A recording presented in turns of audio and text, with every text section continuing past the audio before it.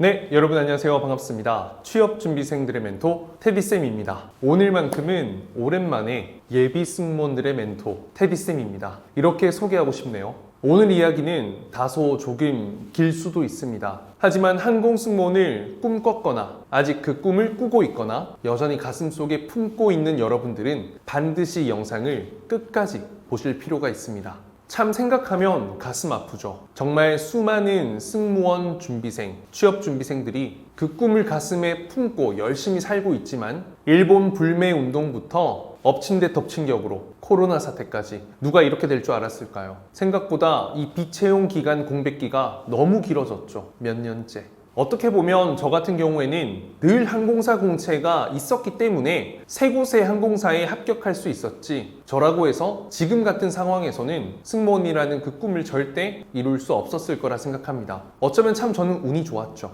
그리고 지금 이런 상황이었다면 제가 어떻게 여러분들을 위한 어떤 멘토 역할을 할 수 있었을까요? 자, 우선 채용은 재작년 에어프레미아를 기점으로 단 한 번의 항공사 채용이 없었다고 말씀드릴 수 있죠. 여전히 코로나는 3차 대유행을 앞두고 있고 완벽하게 해결된 상황이 아니라고 하지만 전 세계적으로 빠르게 백신을 보급하고 있고요. 저도 백신을 곧 맞고요. 이제 발맞춰 우리나라를 넘어 전 세계 국민들이 백신 접종의 속도를 가속화하고 있습니다. 저를 포함한 정말 많은 사람들이 해외로 떠나고 싶다라는 그 여행 수요, 욕구, 폭발적이고요. 어떤 여행 환경에 대한 그 제한, 문고리가 열리게 됐을 때는 말도 안 되는 폭발적인 수요와 동시에 다시 한 번 더 그때 그 여행 수요 최고점의 정점을 치고 올라갈 겁니다. 생각보다 아주 빠르게요. 그동안 국내의 수많은 항공사들은 생존을 위해 정말 혈투를 했다고 해도 과언이 아니죠. 너도 나도 할 거 없이 예비 승무원들을 위한 체험 비행 프로그램 사업에 뛰어들었고요. 대한항공은 좌석을 떼어가며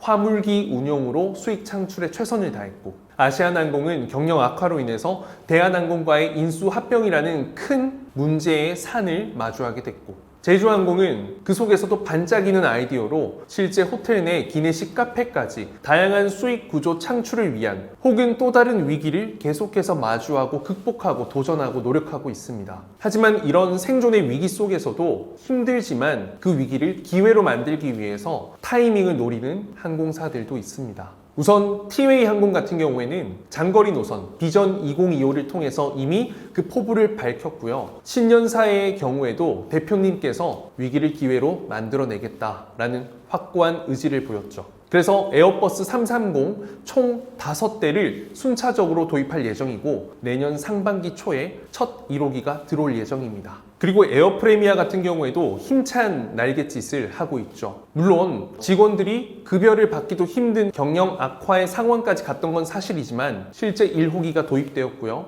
2호기 그리고 추가적으로 3호기 도입까지 계획에 있는 것으로 알고 있습니다. 또한 모 대기업의 경우에는 이스타항공 인수를 위해서 속도를 내고 있죠. 지금 어떻게 보면 참 힘들었던 끝도 없던 그 항공산업의 하락 끝에 어떻게 보면 빛이라는 작은 구멍, 그 희망이 보이고 있습니다.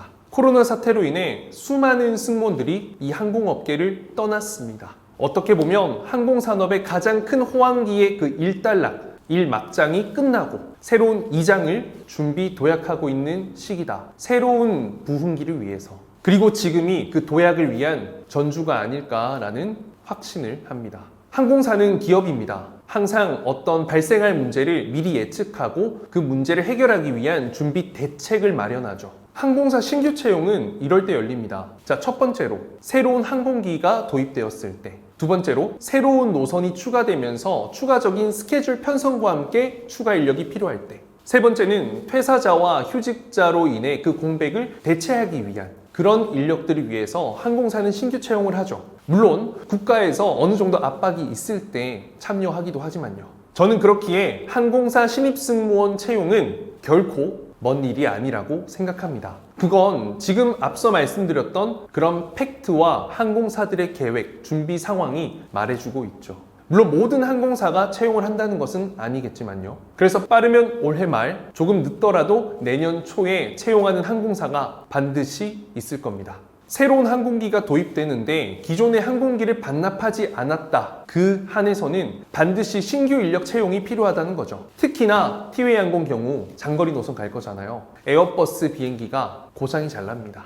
한 대가 있는데 그 한 대가 뻗어버렸어. 그러면 어떡해요? 새로운 비행기가 있어야 된다는 거죠. 대체할 수 있는 운용기가. 그렇기 때문에 빠르게 도입을 위한 속도전을 높일 거고, 그로 인한 반드시 여분의 인력 채용이 필요한 상황이 될 거라는 거죠. 자, 그렇다면 여러분들은 여전히 승무원이라는 그 꿈을 가슴속에 품고 있었다면 도대체 뭘 하고 지내셨나요?